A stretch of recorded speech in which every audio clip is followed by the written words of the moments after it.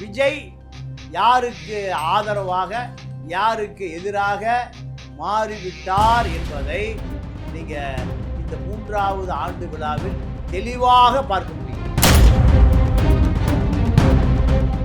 உங்களோட பழைய தங்க நகைகளை விற்க, அடகு வச்ச தங்க நகைகளை மீட்டு நியாயமான விலைக்கு விற்க இப்பவே GNR கோல்டு ட்ரேடர்ஸ்க்கு கால் பண்ணுங்க.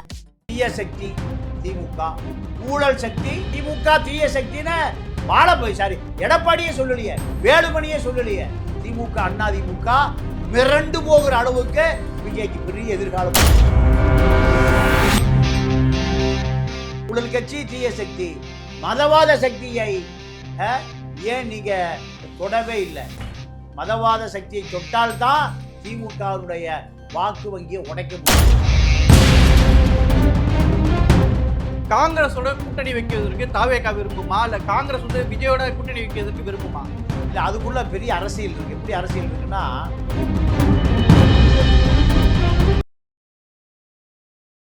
ரிஃப்ளெக்ட் வாய்ஸ் நேயர்களுக்கு வணக்கம். இன்றைய சிறப்பு நேர்காணலில் நாம் சந்திக்க இருக்கின்ற சிறப்பு விருந்தினர் மூத்த பத்திரிகையாளர் தமிழா பாண்டியன் அவர்களை வரவேற்று நிகழ்ச்சிக்குள் செல்வோம். வணக்கம். வணக்கம். தமிழக வெற்றி கழகத்தினுடைய 3வது ஆண்டு தொடக்க நிகழ்வு, அந்த கட்சியினுடைய தலைவர் விஜய் அவர்களுடைய பேச்சு முன்பை காட்டிலும் இன்றைய வேறுபாடுகளை பார்த்த மாதிரி இருந்துச்சு. இன்றைக்கு விஜய் அவர்களுடைய பேச்சு, அதனுடைய சாரமான விஷயங்கள் இன்றைக்கு எப்படி இருந்தது? இல்லை, நீங்கள் அரசியல் என்பது மாசேதுங்கு தான் சொல்லுவார், போராடிக்கொண்டே கற்றுக்கொண்டே போராடு, இதுதான் அரசியல். அதே இன்னொரு வார்த்தையை சொல்வார், அரசியல் புரட்சி என்பது இரண்டுமே மாலை நேர விருந்து அல்ல. ஸ்டாலின் சொல்வார், மாலை நேர விருந்து அல்ல. போய் மது குடிச்சிட்டு சிக்கன் பீஸ் சாப்பிட்டுட்டு அப்படியே போதையில் இருப்பதல்ல. அது இருபுறமும் கூறாக தீட்டப்பட்ட கத்தி. எதிரியை நீ பதம் பார்ப்பதற்கு முன்பு அது உன்னை பதம் பார்த்துவிடும். இதுதான் நீங்கள் அரசியல் என்பது இந்த ஜனநாயக நாட்டில் ஒரு அளவுகோல், புரட்சிகர நாட்டில் அதுதான் அளவுகோல். இரண்டுக்கும் பொருந்தும். ஏன்னா ஸ்டாலினும் மாசேதுங்கோ மாலை நேர விருந்தில் கலந்து கொள்ளவில்லை. ஒவ்வொரு நிமிடமும் நீங்கள் உயிர் போய் உயிர் வரும். அதே போல தான் தமிழ்நாட்டில் ஜனநாயகம் என்பது பெயருக்குத்தான் ஜனநாயகமாக இருக்கிறதே தவிர ஜனநாயகத்துக்குள் மிகப்பெரிய அடக்குமுறை ஒளிந்திருக்கிறது. கார்ப்பரேட் நிறுவனங்கள் ஒளிந்திருக்கிறது, சர்வதேச சக்திகள் ஒளிந்திருக்கிறது, இந்திய தேசிய அரசியல் ஒளிந்திருக்கிறது, இந்துத்துவ அரசியல் ஒளிந்திருக்கிறது. நேதாஜியாலே ஜெயிக்க முடியல. நேதாஜியுடைய மரணம் மர்ம மரணம். விஜயை பொறுத்த வரைக்கும் விஜய் யாருக்கு ஆதரவாக யாருக்கு எதிராக மாறிவிட்டார் என்பதை நீங்கள் இந்த 3வது ஆண்டு விழாவில் தெளிவாக பார்க்க முடிகிறது. என்னன்னா, தீய சக்தி திமுக, ஊழல் சக்தி அதிமுக, பாஜக என்ன சக்தி? மதவாதம் பயங்கரமானதல்லவா? மதவாதம் நீ சனாதனம், சாதியை அப்படியே 1000 ஆண்டு காலமாக சாதியை சனாதனத்தை காப்பாற்றுவதல்லவா பாஜக? தீய சக்தி திமுக. எம்ஜிஆர் நடிகன், கோமாளி, மலையாளி, இப்படி பல குற்றச்சாட்டுகளை கூறினார்கள். அது மீறி எம்ஜிஆர் முதலமைச்சரானார் 77. இந்த அளவுகளை சொல்லுகிற விஜய், டிஜிட்டல் உலகம், பழைய தகர டப்பாவே வச்சிட்டு இருக்காதீங்க. இது தகர டப்பா அரசியல் அல்ல. எம்ஜிஆர் மலையாளி, கூத்தாடி, காமராஜ கருவாட்டிக்காரி பையன், இலக்கியம் தெரியுமா, இப்படியெல்லாம் சொன்ன திமுக, எம்ஜிஆரை இப்படியெல்லாம் சொன்ன திமுக, இப்போ டிஜிட்டல் உலகம், டிஜிட்டல் உலகத்தில் பழைய தகர டப்பாவே வச்சிட்டு இருக்காதுன்னு சொல்லுகிற விஜய் பாஜக பக்கமே போகலையே. இதுதான் பாஜக இவரை இயக்குகிறது என்று எடுத்துக்கலாமா? இல்லை, இதுவரைக்கும் அதிமுக களத்தில் இல்லைன்னு சொல்லிக்கிட்டு இருந்தாரு. இன்றைய பேச்சில் முதல்ல மக்களுடைய சக்தியாக இருக்கக்கூடிய தாவேகா, 2வது இருக்கிறது திமுக மற்றும் அதோடைய அணிகள், 3வது பாஜக மற்றும் கட்சிகள் அப்படின்னு சொல்லும்போது பாஜக எதிர்ப்பா தனக்குள்ள வச்சிருக்கிறாருன்னு தானே இன்றைய பேச்சினுடைய சாரத்தில் இருக்கு. இல்லை, இது பட்டும்படாமல் பாஜக சொல்லாமையே அரசியல் பண்ணிட முடியாது. தமிழ்நாட்டில் களம்ங்கிறது திமுக தானே? இல்லை, திமுக களமாக இருந்தாலும் திமுக அதிமுக 2 பேரும் அடிமைப்படுத்துவது எது? நீங்கள் பாஜக சொல்லாமலாம் இந்திய அரசியலே பேச முடியாது. நீங்கள் பாஜகவை பேச நீங்கள் திணறீங்கன்னா நீங்கள் இடிக்குது. திமுக தீய சக்தி தான் அழுத்தமாக சொல்லுவது சொல்ல வைக்கிறது யாரு? அதுதான் இப்போ கேள்வி. நீங்கள் 2 சரி. ஊழல் கட்சி தீய சக்தி, மதவாத சக்தியை ஏன் நீங்கள் தொடவே இல்லை? மதவாத சக்தியை தொட்டால்தான் திமுகவுடைய வாக்கு வங்கியை உடைக்க முடியும். நீங்கள் பட்டுப்படாமல் இதை தொடர்ந்து நீங்கள் ஃபாலோ பண்ணுங்க. பாஜக மீது திமுகவை சொல்லுகிற மத்திய ஊழல் ஆட்சி பாஜக தானே.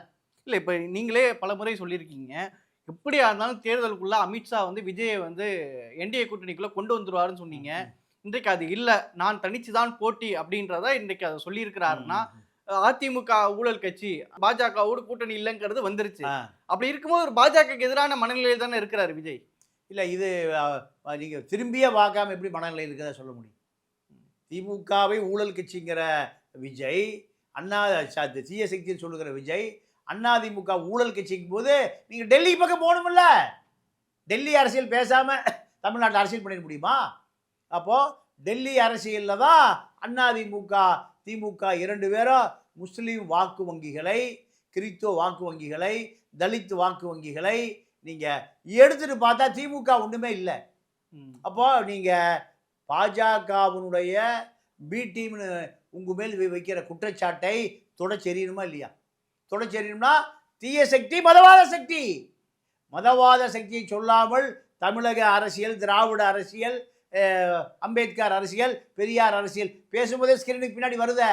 அப்போது நீங்கள் பாஜக பக்கம் போகவில்லை என்றால் நீங்கள் பாஜக தான் உங்களை இயக்குகிறதுன்னு நீங்கள் அக்மார் வீரியமாக எதிர்க்கணும். பாஜகவை திமுகவை எதிர்க்கிற அதே வேகத்தில் நீங்கள் எதிர்க்கணும். இல்லை, பாஜக தான் அவங்களை இயக்குது அப்படின்னா காங்கிரஸோட கூட்டணி வைக்கிறதுக்கு தாவேகா விரும்புமா, இல்லை காங்கிரஸ் வந்து விஜயோட கூட்டணி வைக்கிறதுக்கு விரும்புமா?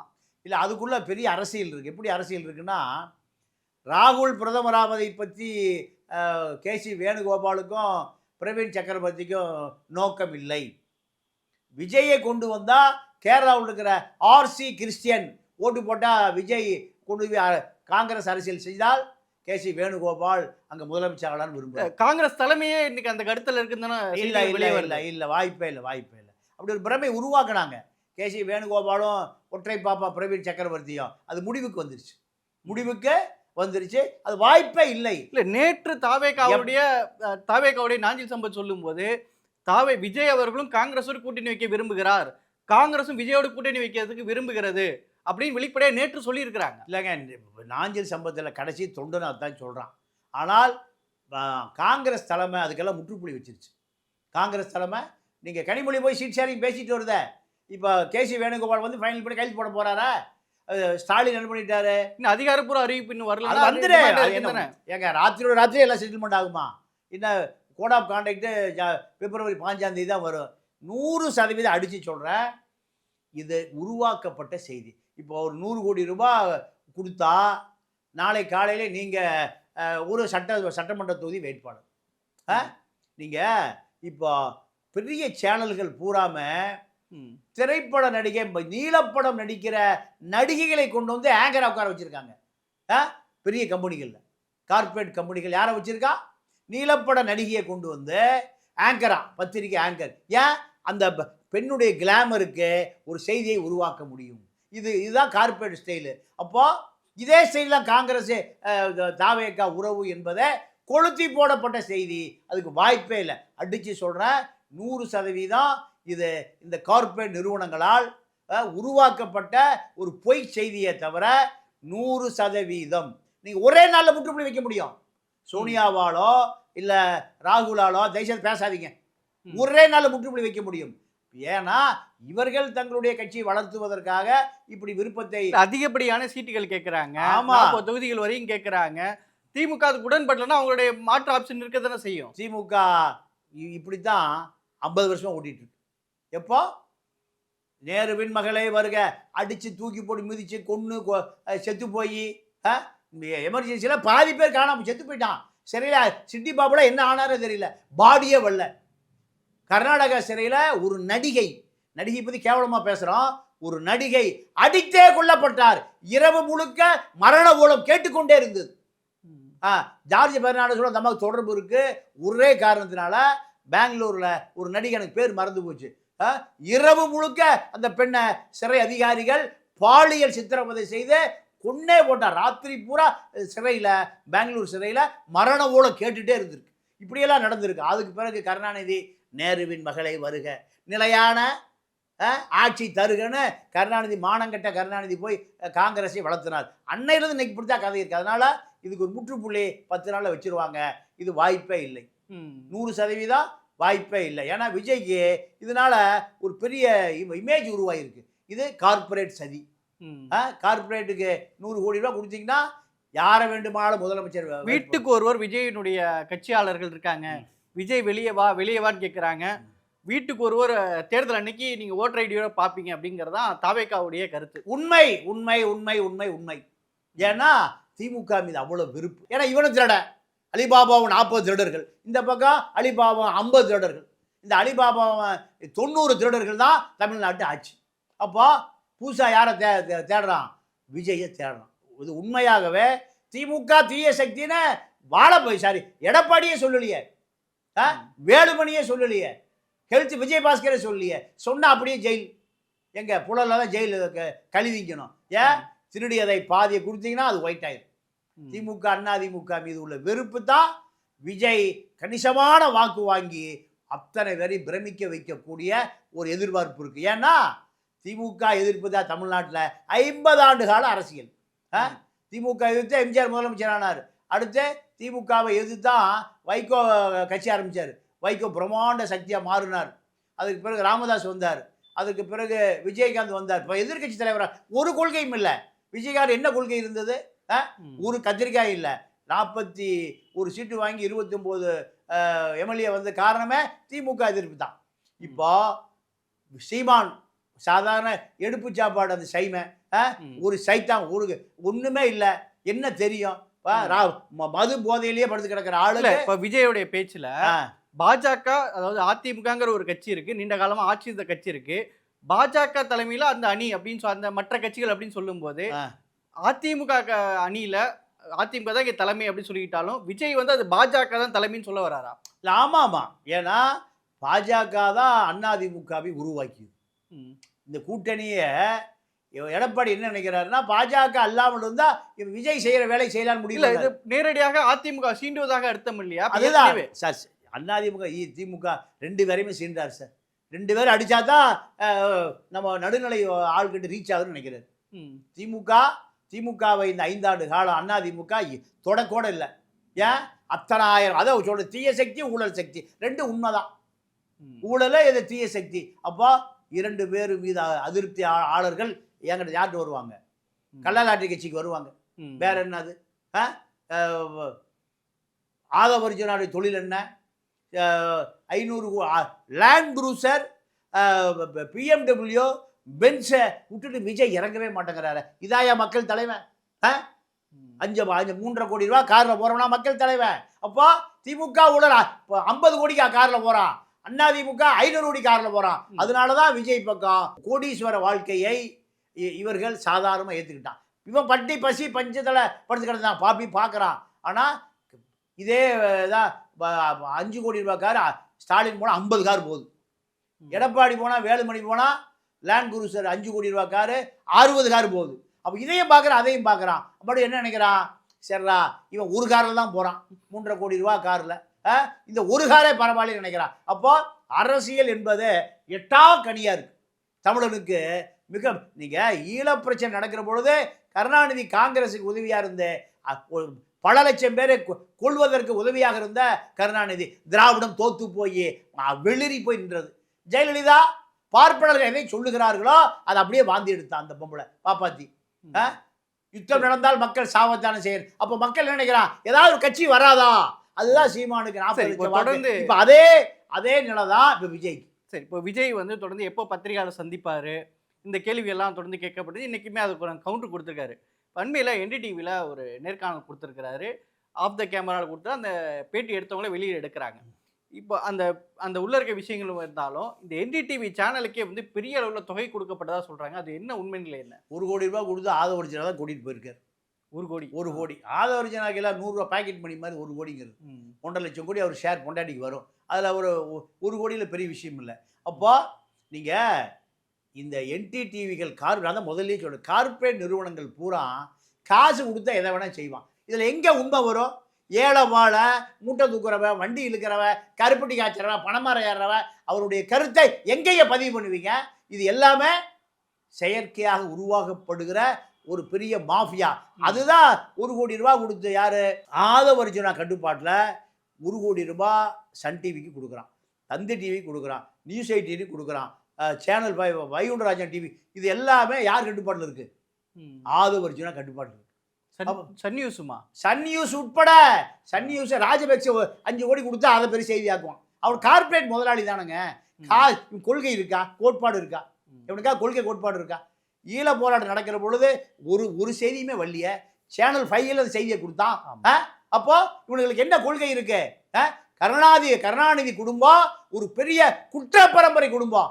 சூடு சொரணை இல்லாத தமிழ 6.5 கோடி பேர் இருக்கான். இவர்களை தலையில மிளகா அரைப்பதற்கு பயன்படுகிறதே தவிர இங்கே உணர்ச்சி பூர்வமான கட்சியோ கொள்கையோ கோட்பாடுகளோ தத்துவங்களோ ஒண்ணுமே இல்லை. அதனால விஜய்க்கு ஒரு மிகப்பெரிய எதிர்பார்ப்பு இருக்கு. விஜய்க்கு மிகப்பெரிய எதிர்காலம் இருக்கு. ஏன்? அவரை ஏமாத்துவார். அவரை ஏமாட்டுதான். என்ன தெரியும்?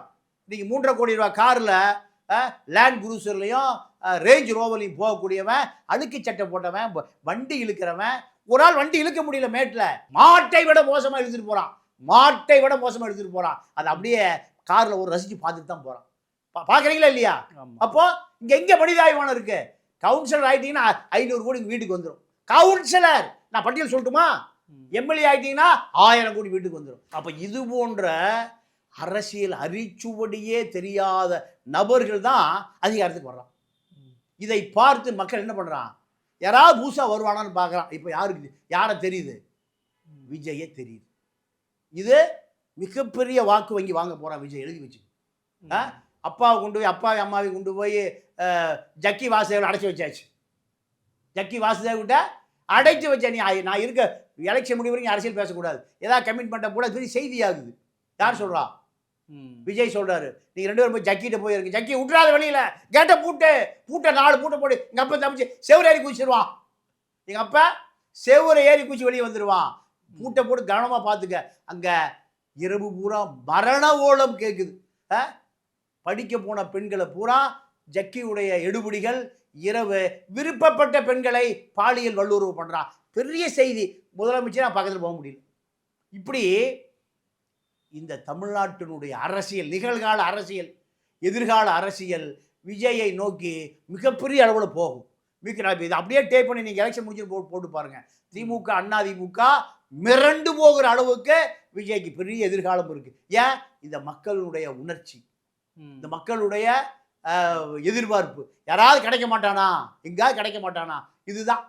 இதை விஜய் அறுவடை செய்ய போகிறார். அவரு பக்குவப்பட்ட அரசியல்வாதியை போல புது லேண்ட் குரூசர், புது ரேஞ்ச் ரோவர் இந்த அரசியல் கையில் எடுத்திருக்கார். அதனால இதையெல்லாம் மக்கள் பரிசீலித்து பார்ப்பதற்கு நேரமோ காலமோ அல்ல. விஜய் அடுத்த சக்தியாக உருவாவதற்கு காரணமே கொள்கை கோட்பாடுலாம் கிடையாது. என்ன? திமுக அதிமுக இது உள்ள வெறுப்பு அரசியல். இது விஜய்க்கு மிகப்பெரிய மாற்று சக்தியாக வரும். இதை யாரு கரெக்டா கணிக்கிறா? RSS பாஜக கணிக்கிறது. இப்ப விஜய் போட்டியிடக்கூடிய தொகுதிகளை பத்தி சில தகவல்கள் வருது.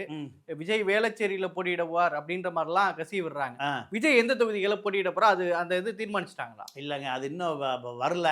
ஆனா ஒரு 7 தொகுதி, அதாவது விக்டரி, நீங்க சொன்ன வேளச்சேரி மாதிரி, விருத்தாச்சலம் மாதிரி, வீங்கிற எல்லாம் ஜோசிகாரன் தான், எல்லாம் மந்திரவாதி தான். மந்திரவாதி ஜோசிகாரனுக்கு ஜெயலலிதா சதிக்கிற என்ன பண்ணுவாங்கன்னா, எம்எல்ஏ சீட்டு கேட்குற ஜாதகத்தை பூரா வாங்கிடுவாங்க. கேவலையா அது? திராவிட இயக்கமா அது? காரி துப்படம் எல்லாம் வாங்கி காளிகாம்பா கோயில் போய் காளிகாம்பால ஓட்டு போடுவா. இப்படி இதே தான். இப்போ விஜய் என்ன பண்ணுறான்?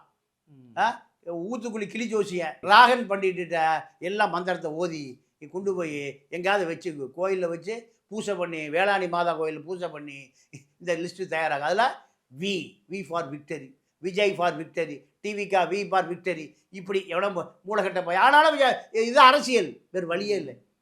எப்படி அண்ணாதுரையும் கருணாநிதியும் அரசியல் செய்தார்களோ, தம்பி உன் தங்க முகத்தை காமே, யார் மூஞ்சிய, எம்ஜிஆர் மூஞ்சிய, கூத்தாடி மூஞ்சிய.